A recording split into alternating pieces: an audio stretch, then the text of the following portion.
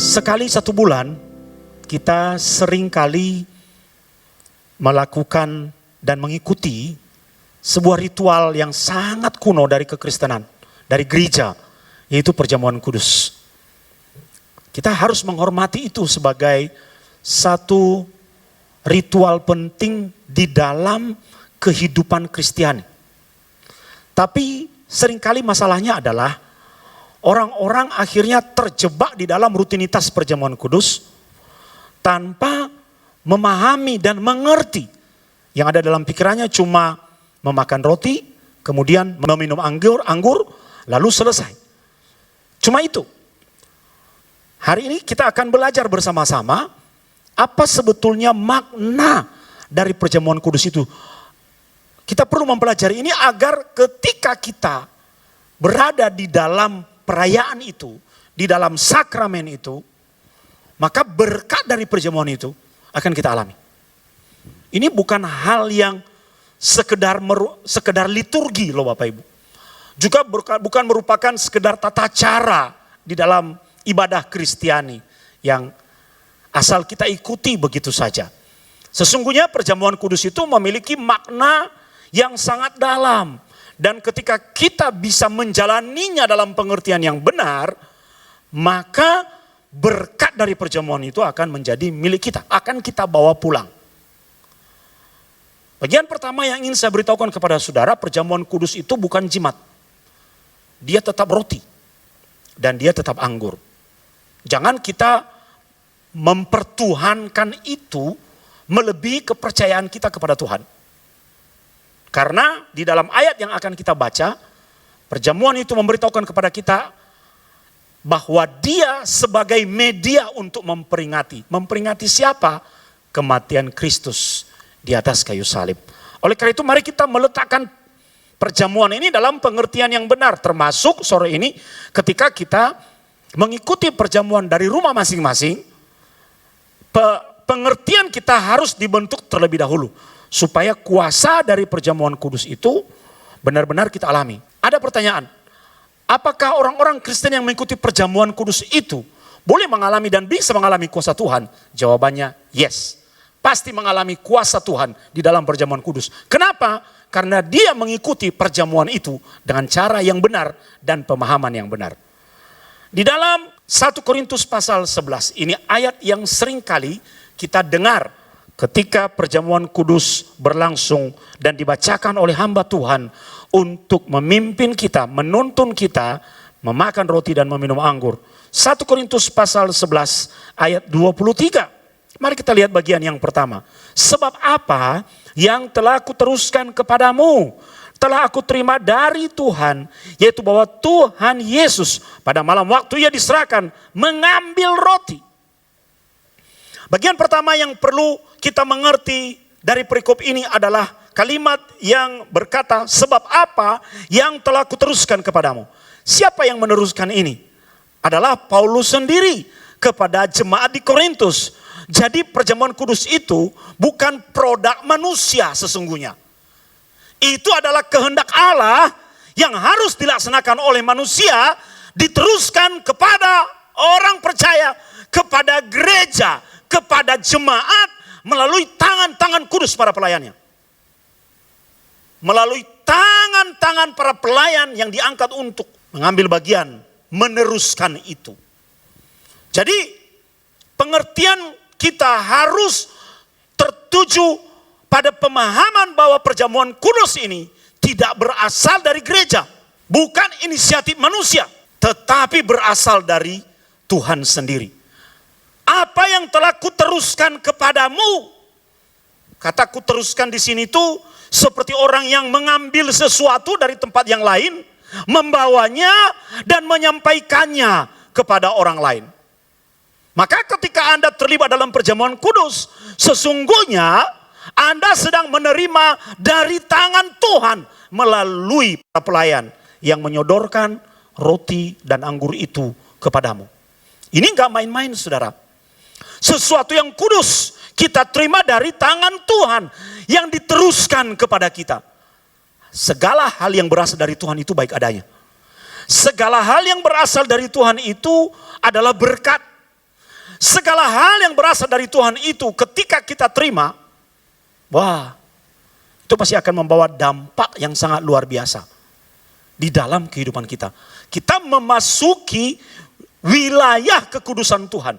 Ketika Musa dipanggil pertama kali oleh Tuhan, dan Tuhan menampakkan diri melalui semak duri yang terbakar. Saat Musa mendekat, dari dalam semak itu muncul suara, tanggalkan kasut dari kakimu, sebab tanah yang engkau injak itu adalah kudus. Coba bayangkan saudara, sesuatu yang kudus datang kepadamu, diteruskan kepadamu. Anda yang berdosa itu jadi apa? Jadi ikut kudus. Anda yang sakit itu jadi apa? Jadi ikut kudus. Maka orang yang menerima perjamuan kudus ketika berdosa, dia disadarkan akan dosanya. Hasilnya adalah pertobatan. Ketika dia sakit, saat menerima perjamuan kudus yang diteruskan kepadanya, kekudusan Tuhan itu menyingkirkan sakit penyakit. Saat dia sedang galau, saat dia sedang sedih, kekudusan dari Tuhan itu memulihkan keadaannya. Sebab Roh Kudus disertai dengan kekudusan Tuhan. Dan yang namanya kekudusan Tuhan itu seperti gelombang pembersih, saudara. Anda pernah melihat gelombang pembersih, di mana dia ada, semua dibersihkan. Anda bisa bayangkan, kalau kuasa yang seperti ini Anda terima di dalam dagingmu yang fana, maka kita harus benar-benar mempersiapkan diri agar jangan justru itu merusak daging kita yang fana. Karena kekudusan Tuhan itu suci, mulia. Ketika Musa menuntut Tuhan untuk memperlihatkan diri kepadanya, apa kata Tuhan? Aku akan memperlihatkan diriku kepadamu, tapi engkau tidak bisa melihat mukaku, engkau hanya melihat bagian belakangku. Itu pun aku menaruhmu di sebuah celah batu dan menutupimu dengan tanganku supaya engkau terlindungi. Hati-hati loh saudara. Kekudusan Tuhan itu bukan barang yang kita pegang seperti ini, barang biasa. Tidak. Kalau kita membawa kekudusan Tuhan atau menerima kekudusan Tuhan dengan cara yang salah, kita tidak akan pernah mendapatkan berkatnya. Itu sebabnya di dalam ayat 28 ada peringatan di situ. Karena itu hendaklah tiap-tiap orang menguji dirinya sendiri. Jangan uji-uji diri orang lain. Ketika Anda berada di dalam upacara perjamuan kudus dan kebetulan dua baris di depanmu ada orang yang pernah menyakitimu, lalu Anda mulai berkata, itu orang tidak layak menerima perjamuan kudus, itu orang kurang ajar, itu orang pernah menipu saya. Atau mungkin Anda pernah berkata, itu orang pernah membuat hatiku patah. Bukan begitu saudara. Ujian tidak ditujukan kepada orang lain, tapi kepada dirimu sendiri. Tanya pada dirimu, layakkah aku menerimanya atau tidak? Kalau engkau layak, engkau mendapatkan berkatnya. Kalau engkau tidak layak, bukan berkat yang menghampirimu, kutuk. Konsekuensi dosa dan pelanggaran itu kan selalu ada. Maka ujilah dirimu sendiri. Jangan uji diri orang lain. Jangan mempertanyakan orang lain. Kalau dia sudah beres di hadapan Tuhan, jangan intervensi hak Tuhan untuk bersekutu dengan dia di dalam kekudusan melalui perjamuan. Baru sesudah itu, ia makan roti dan minum dari cawan itu. Jadi, kalau kita tahu bahwa hari ini misalnya kita mengikuti perjamuan kudus, maka kita perlu mempersiapkan diri. Amin. Manusia tidak ada yang kebal dari dosa. Manusia tidak pernah ada yang sempurna sehingga tidak memiliki pelanggaran. Dalam 24 jam terakhir saja Anda bisa mendaftar sejumlah pelanggaran yang Anda lakukan di hadapan Tuhan. Oleh sebab itu uji dirimu sendiri di hadapan Tuhan. Kalau Anda yang perlu dibereskan, bereskan. Kalau Anda yang perlu diakui, akui. Kalau ada yang perlu pertobatan, lakukan pertobatan itu. Itulah yang disebut dengan menguji diri sendiri. Bukan berarti juga kalau kita mau melakukan perjamuan kudus, maka itu kesempatan kita cuci-cuci dosa. Lalu besok begitu lagi, tunggu 1 bulan lagi, lalu kita menguji diri lagi. Bukan. Lihat ayat 29. Karena itu Barang siapa, nah ini kan ada peringatan ya. Barang siapa makan dan minum tanpa mengaku tubuh Tuhan, ia mendatangkan hukuman atas dirinya. Ini yang Abuna katakan tadi, jangan mengikuti perjamuan kudus dalam konteks rutinitas sebagai sebuah ritual keagamaan. Bukan, di situ harus disertai dengan pengakuan atas tubuh Tuhan. Pengakuan apa? Apa maksudnya Rasul Paulus berkata pengakuan atas tubuh Tuhan? Kita harus mengakui bahwa roti itu melambangkan tubuh. Termasuk anggur itu melambangkan darah. Tubuh dan darah siapa? Tubuh dan darah Kristus. Ngapain sih kita mengakui tubuh dan darah Kristus? Itulah maknanya, saudara. Makanya Rasul Paulus berkata, yang kuteruskan kepadamu telah aku terima dari Tuhan. Yaitu bahwa Tuhan Yesus pada malam waktu ia diserahkan. Pada malam waktu ia diserahkan. Ada apa saudara? Ini berkaitan dengan penangkapan Tuhan Yesus di Taman Getsemani.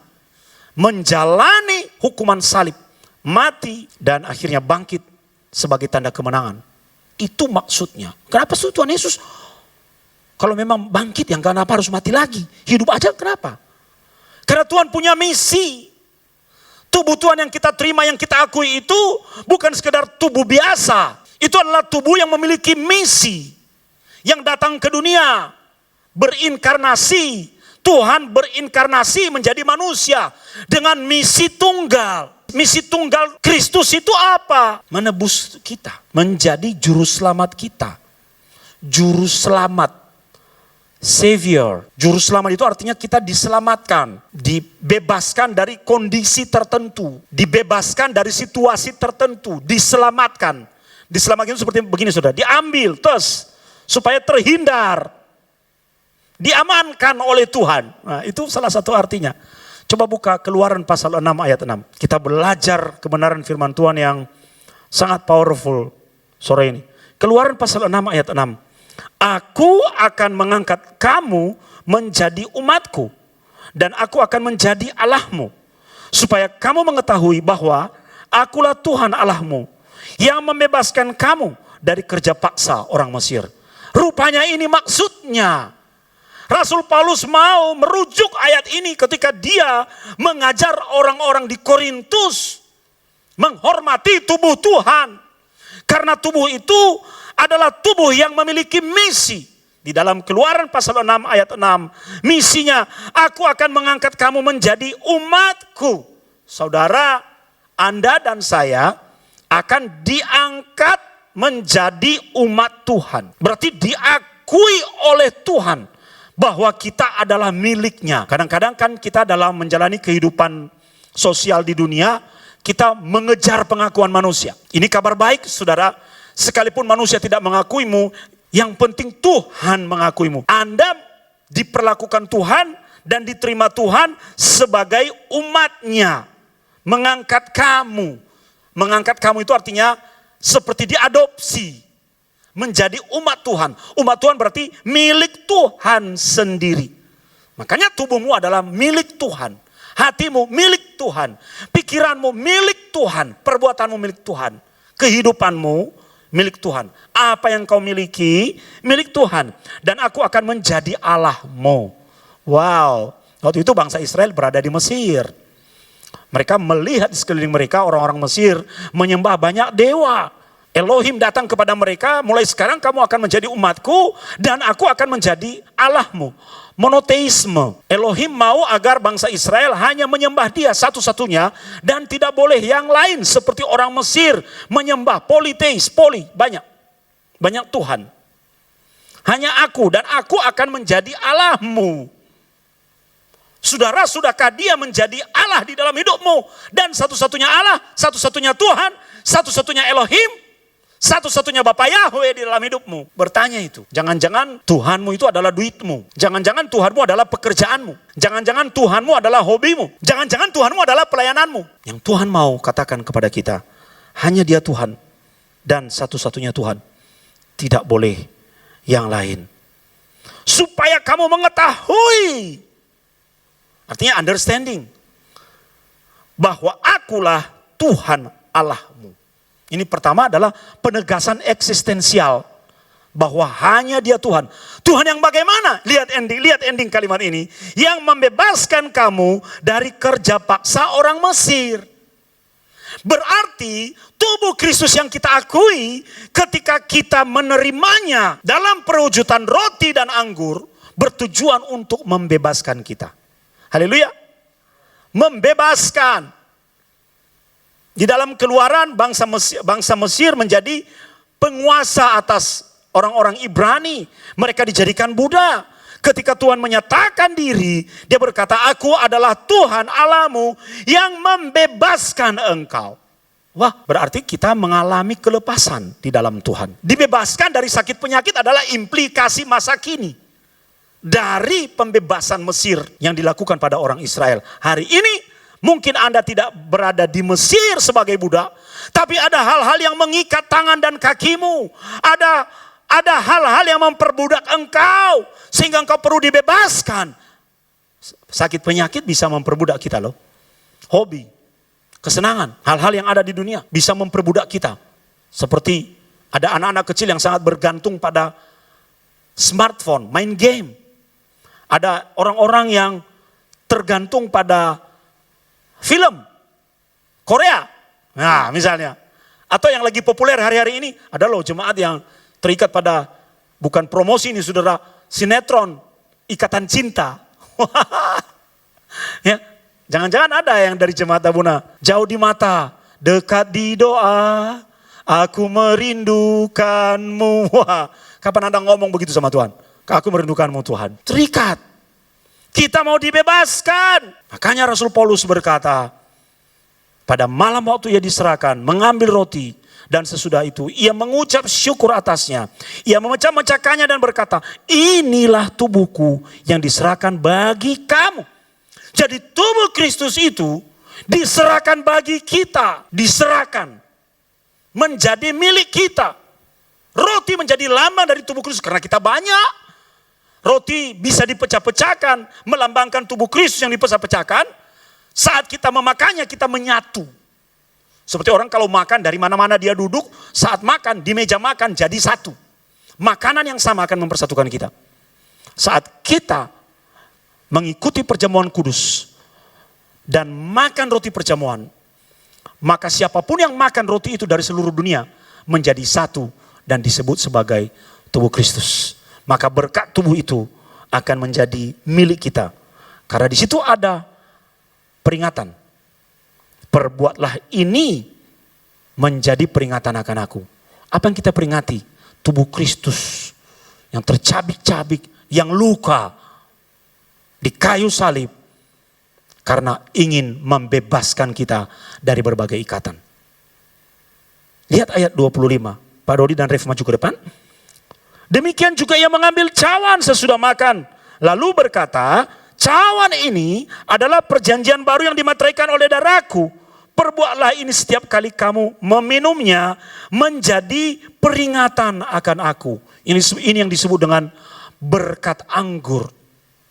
Wine blessing. Memang endingnya adalah peringatan seperti kita menjadi bagian dari tubuh. Tapi kita juga harus mengingat bahwa cawan ini adalah cawan perjanjian baru.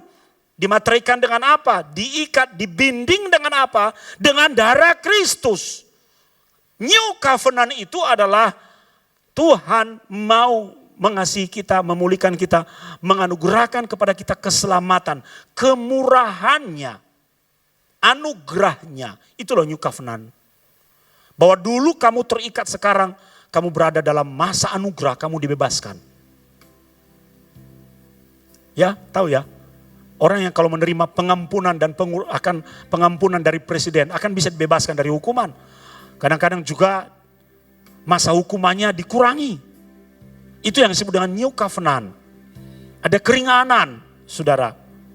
Sebab kita berdosa dan melalui darah Kristus itu, setiap kali kamu meminumnya menjadi peringatan akan aku, kita mengulang tahunkan kematiannya di atas kayu salib. Untuk mengingatkan kita bahwa ada darahnya yang telah tercurah. Ada darah yang telah tercurah. Dulu darah digunakan sebagai bagian dari melakukan covenant, perjanjian. Dan ini tidak main-main. Darah yang tercurah bukan darah binatang, tapi darah Kristus sendiri.